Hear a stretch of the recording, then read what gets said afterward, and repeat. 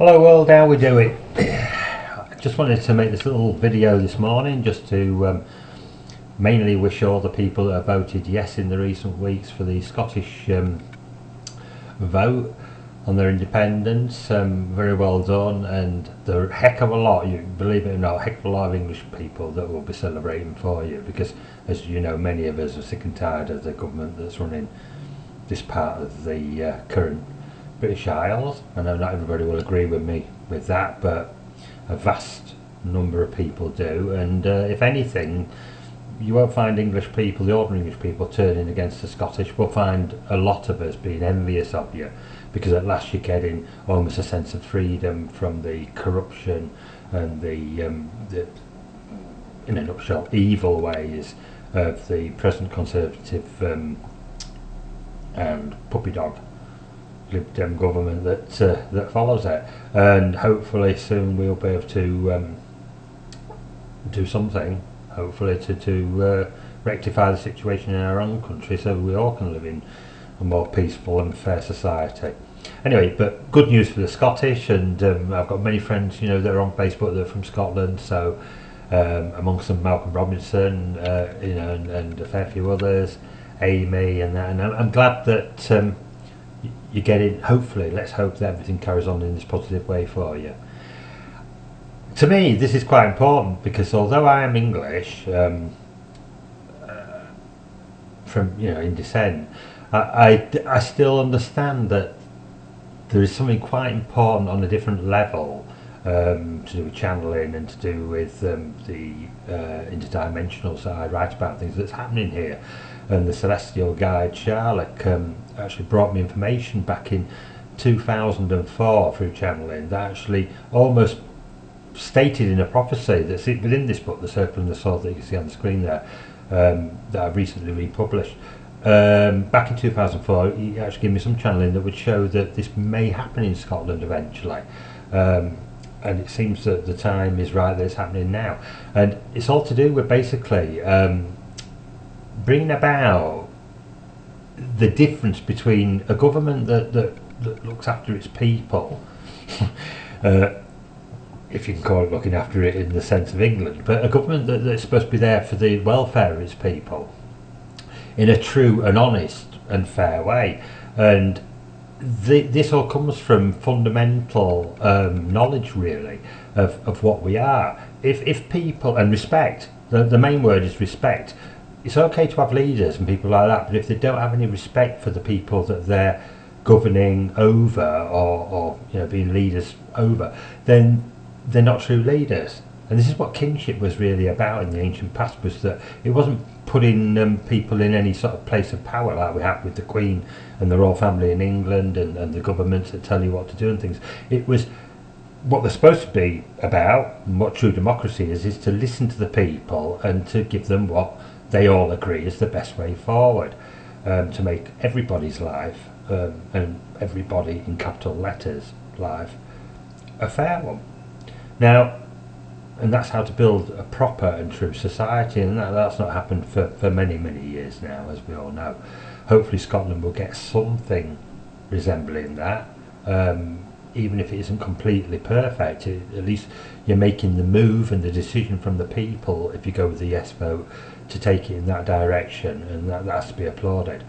Now the thing is that if you go back to the Bronze Age, basically, in this country, in these Isles, these British Isles, which would have been the incorporation of all the separate countries of England, Scotland, Ireland and Wales back in that time, there were travellers. There's a pretty good indication now from many scholars that during the reign, the 18th dynasty of Akhenaten, the pharaoh in Egypt, his daughter Meritaten actually left the shores of Egypt to travel the trading routes, and ended up through Spain, and ended up in southern Ireland.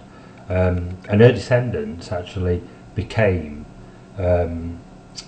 known as the first peoples to actually civilise, really, would say, in a certain sort of way, the early races that were already inhabiting the Scottish regions that we know of Scotland today. And she was known in her time as Scota. That was a Gaelic name, really, the ancient Gaelic name for her, but Meritaten is her Egyptian name.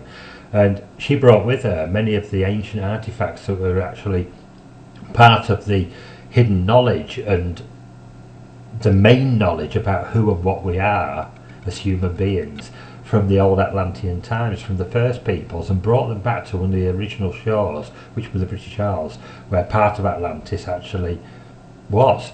You know, she was actually doing a full circle in a way and bringing back the knowledge back to where it originated from.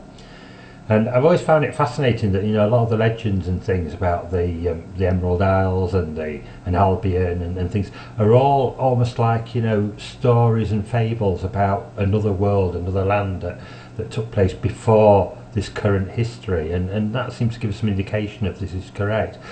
But it's got a very long story short, most of it is in actually the book, The Circle and the Sword there that's on the screen. There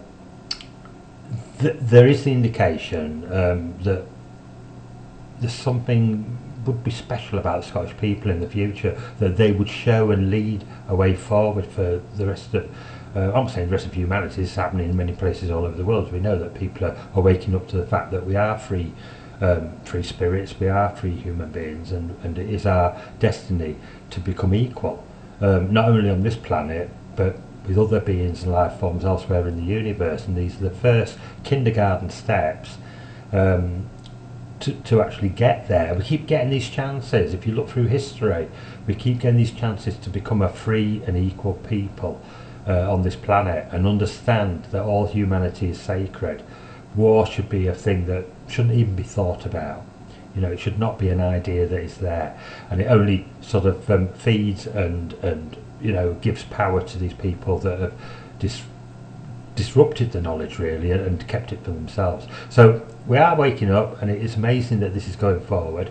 The prophecies that my guy Charlotte gave me in The Circle and the Sword back in, like I say, 2004, when it came through, about Scotland, about Scota, about the way that the people would change in that country, are all written down in that book. And again, it's great evidence that, you know, that these celestial guides are watching over us. They do have our interests at heart, and although they don't interfere, they do give us the pathways and the pointers towards a much better and brighter future. It's up to us to make it that way, though, as many of you know. But anyway, great news for the Scottish. I'm so happy for you. I'm sure many other English people are as well. And you know, the British government can threaten to put up borders and things like that, and guards along the border. Like, hey, well, the true English people will end up taking them back down for you. Don't worry, we're with you. Right on. Okay, nice speaking to you all. Bye.